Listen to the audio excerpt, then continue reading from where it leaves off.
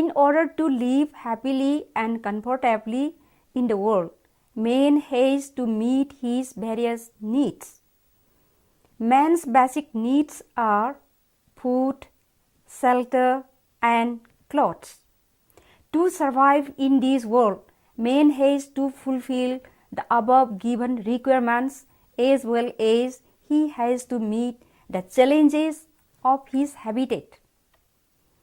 The term habitat is defined as a natural setting of human existence, with the physical feature of the region inhabited by a group of people, its natural resources available to the inhabitants, its climate, altitude, and other geographical features to which they have adapted themselves.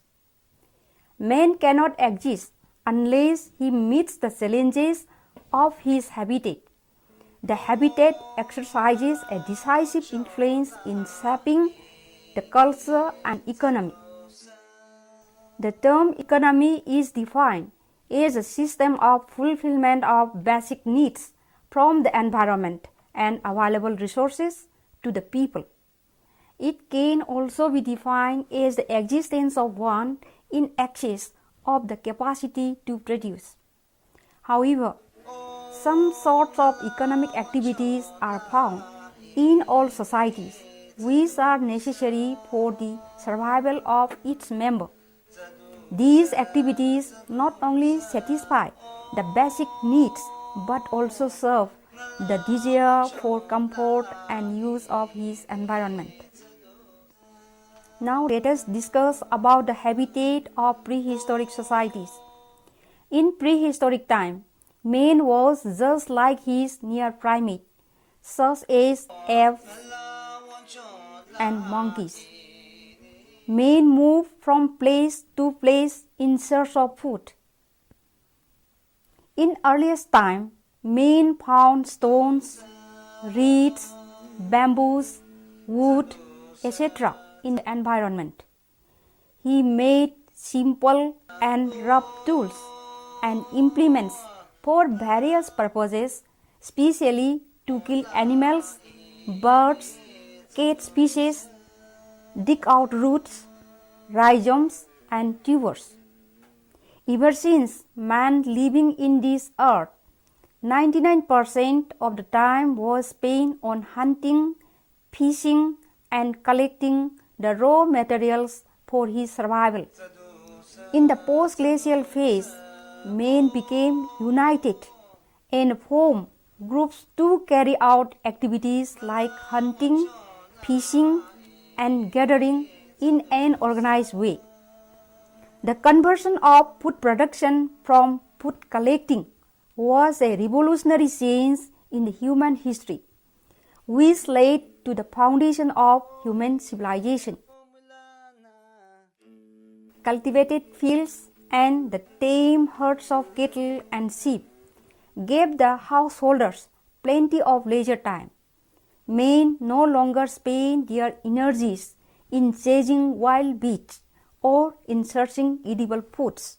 The first evidence of such change was discovered from the Near East. Wild variety of wheat and barley were found growing there. Natufians live in the caves of Mount Carmel in Palestine and in the neighborhood of Lydda, exhibit an excellent control and ultimate mastery on nature through agriculture. In addition to this, hunting and gathering were the principal means of subsistence for the Natufians.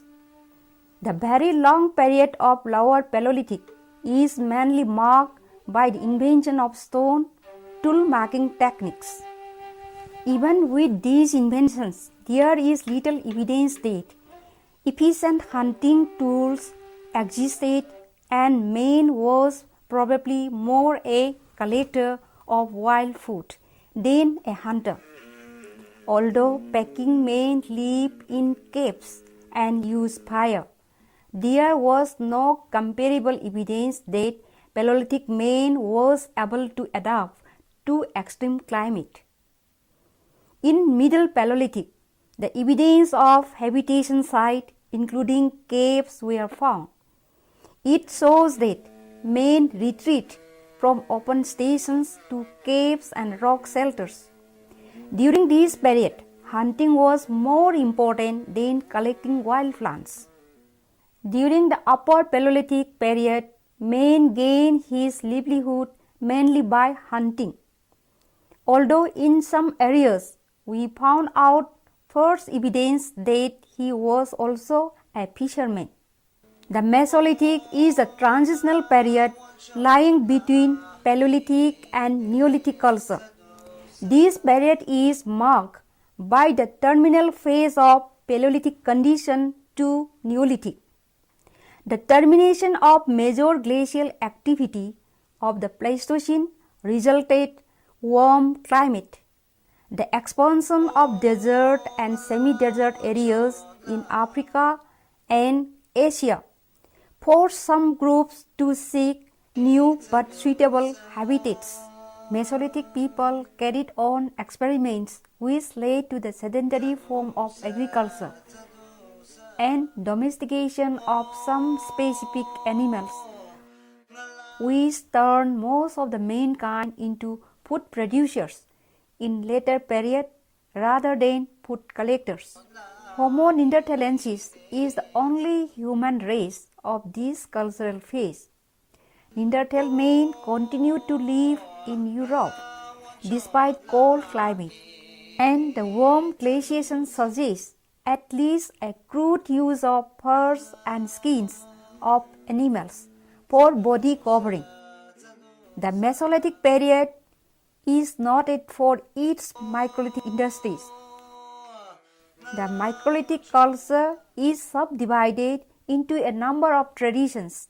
They are: number 1, the Aegelian; number 2, the Asturian; and number 3, the Ardenoisian; number 4, the Lernian; number 5, the Megalimoisian; number 6, the Kitchen Median or Shale Heap; and number 7, the Campanian.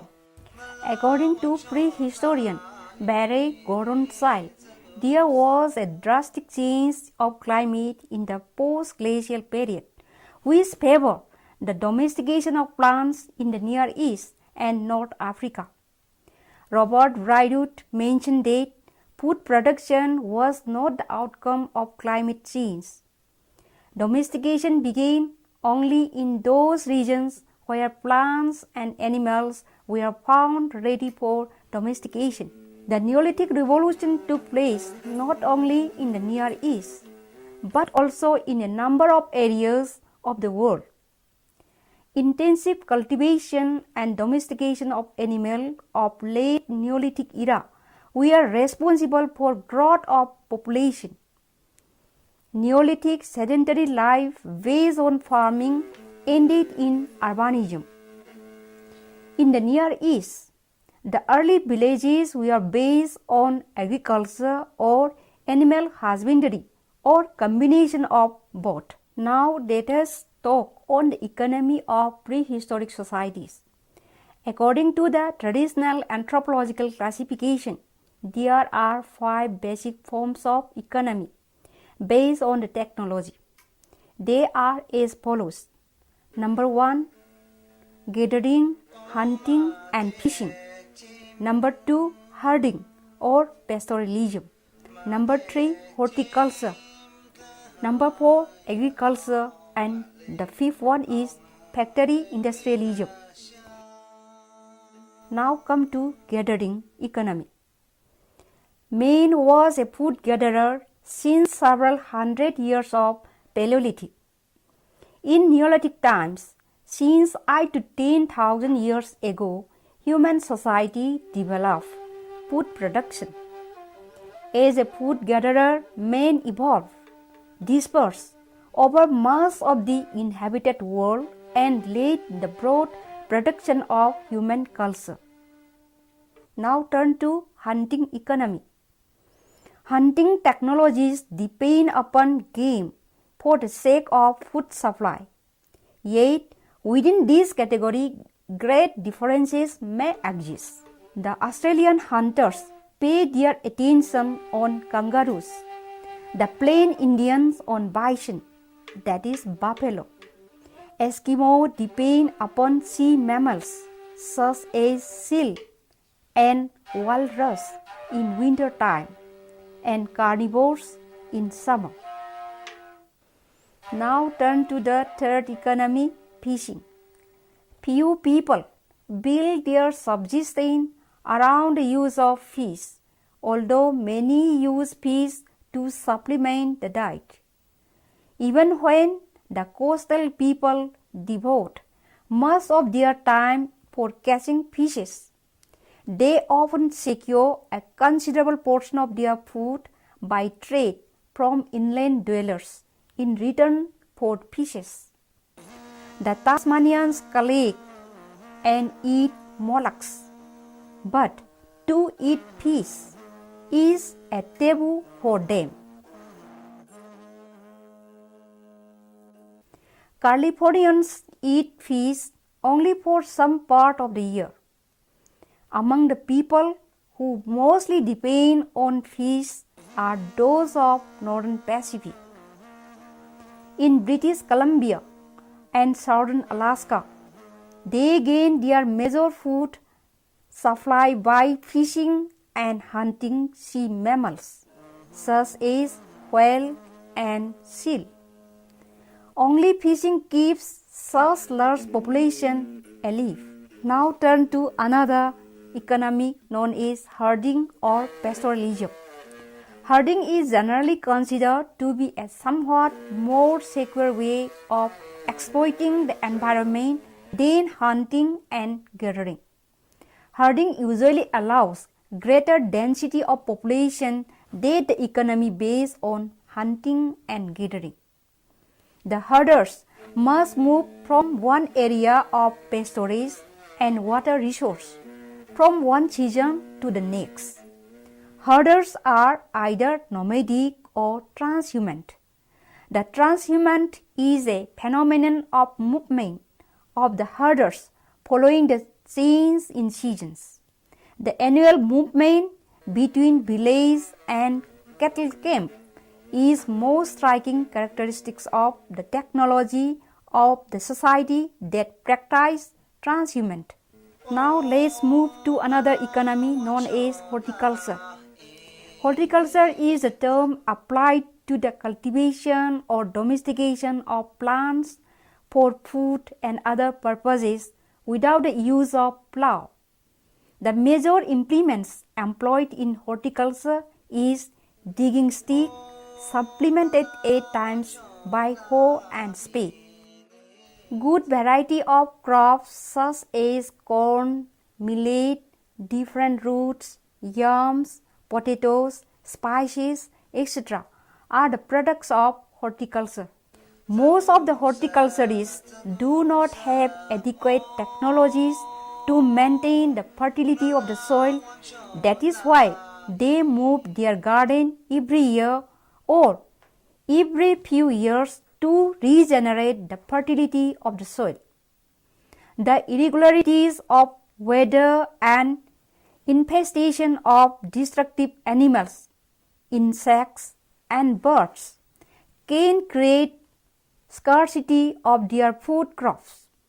Because horticulturists usually depend for food on the crops which they produce, most of the communities living in hilly habitats of northeast India practice horticulture as the way of getting their livelihood through terrace cultivation and zone cultivation. Now turn to the next economy, agriculture. Agriculture involves the use of plough and draft animals. The practice of agriculture is confined to the Old World and particularly to Europe, North Africa and Asia. In recent times, plough was a cruder implement. Soil cultivated by using plough is more efficient than by using digging stick and spade. A large population of the world living in fertile plains, practiced plough cultivation to feed the people. Finally, large areas can be prepared and planted at one time by using plough. Now let's move to the next economy, factory industrialism. Industrialism assumes a form of energy beyond that of the human being and domesticated animals. Like agricultural revolution, industrial revolution sweeps away all problems and presents a new one. Industrialism is, in one sense at least, the logical opposite of hunting and gathering societies. In hunting and gathering societies, there is minimal separation of domestic and community economy. In industrialism, the domestic economy and economy of the communities are almost totally separated. In industrialism, the subsistence level economy no longer exists, where a family or a household becomes a major consuming unit. But it is not a basic production unit as in subsistence economy.